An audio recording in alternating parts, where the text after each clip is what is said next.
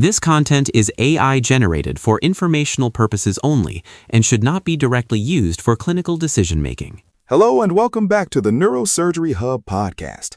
I'm Dr. Aris, Senior Attending Neurosurgeon, and today we're diving back into the evolving world of pediatric craniofacial surgery. And I'm Dr. Elara, Research Fellow. Today we're looking at a fascinating new study from the Child's Nervous System Journal, published in 2026. It's titled Spring-mediated cranioplasty for scaphocephaly, Techniques and Outcomes, coming out of the team at the Children's Hospital of Philadelphia, the CHOP group.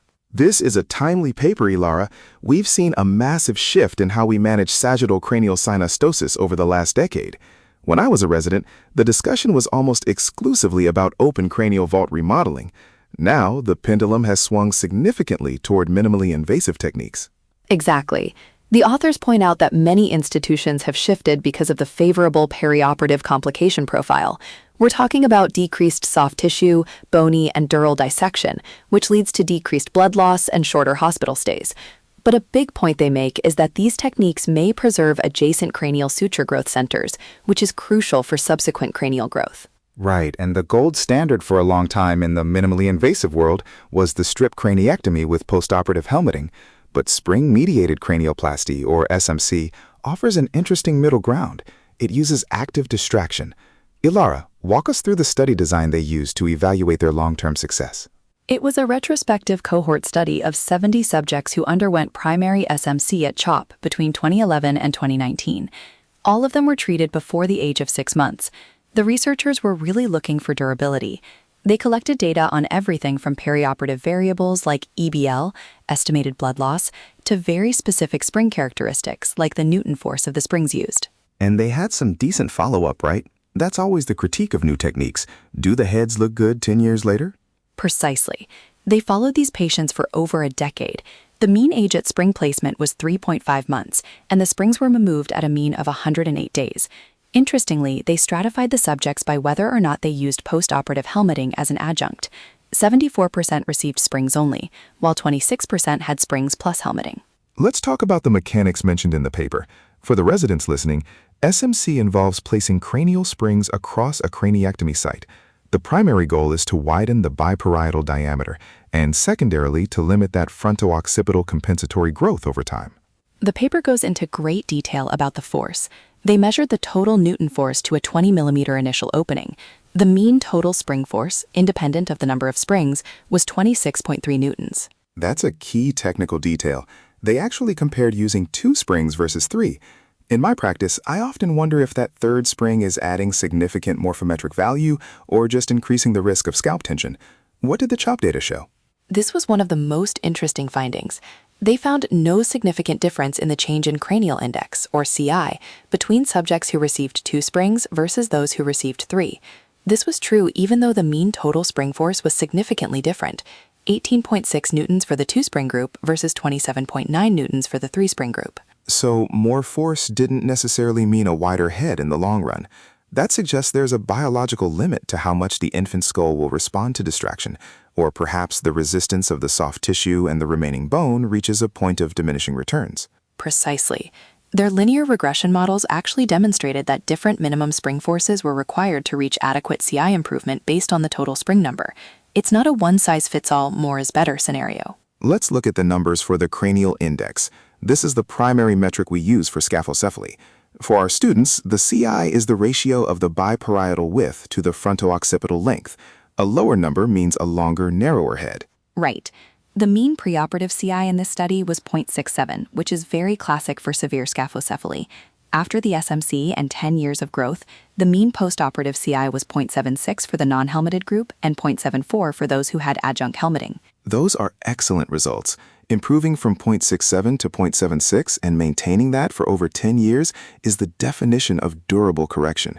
It matches the original Lawrenson cohort, where they saw an average improvement from 0.67 to 0.74 over 6 months.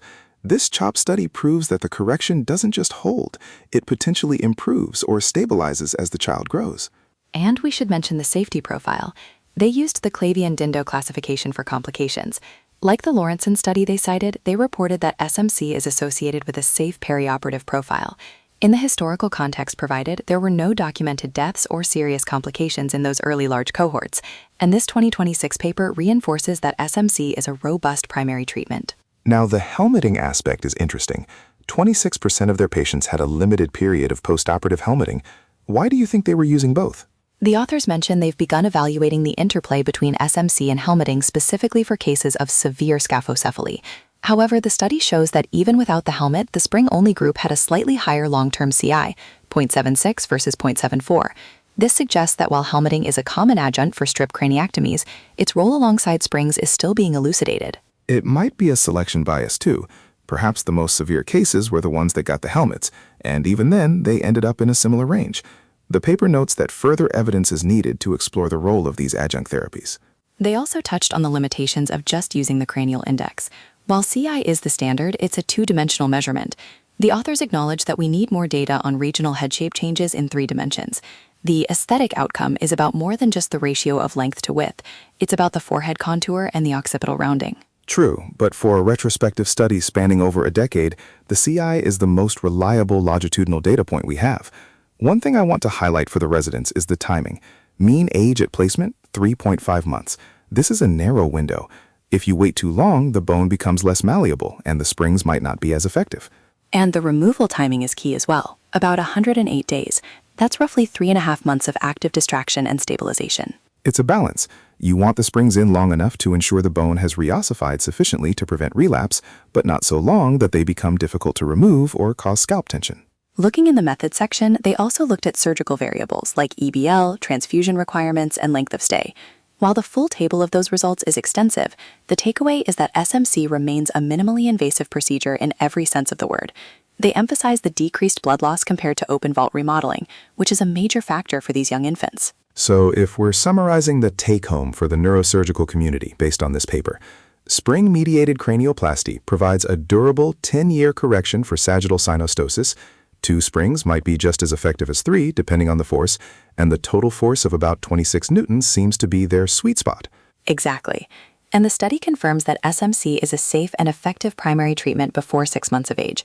The authors conclude that it leads to sustained long-term improvement. They're calling for more research into 3-dimensional outcomes and the exact predictors of CI change, but the foundation is very solid. It's a great contribution to the literature. It's one thing to say a head looks better at a 6-month follow-up. It's quite another to show that the correction holds up until the child is 10 years old and the vast majority of skull growth is complete. Definitely. It gives parents more confidence when we're discussing these minimally invasive options in the clinic. Well, that's all the time we have for today's deep dive into spring-mediated cranioplasty. Thank you, Elara, for breaking down the CHOP study for us. My pleasure, Dr. Aris. To our listeners, thank you for joining us on the Neurosurgery Hub Podcast. Keep an eye on the literature, and we'll see you in the next episode.